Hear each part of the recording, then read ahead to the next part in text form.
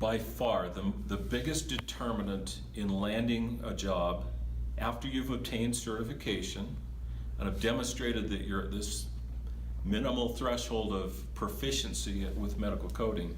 It's going to all be about the type of experience that you've had. I'll tell you, we have hired, I mentioned that we'd hired 10,000 coders at AviaCode. We don't employ 10,000 coders today, which means they don't all still work there. And the problem that we found, and the problem that I've addressed and fixed with my partners here at CareerWize, is that rather than just obtaining a certification, which is kind of the minimal standard to get a job, we also have built a practicum where you can code.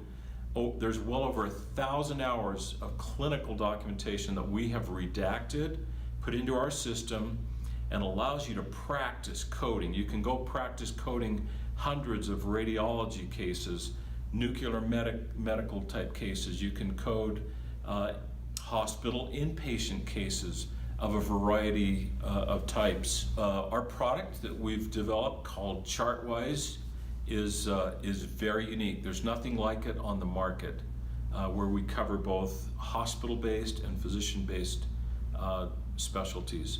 And as I mentioned, there are thousands of hours of clinical documentation in there for you to go in and pull up a particular specialty that you want to learn, or a particular type of procedure that you want to practice on, and you literally can code dozens of different types of surgical cases, office visits or evaluation of management cases, and really practice and hone your skills in medical coding.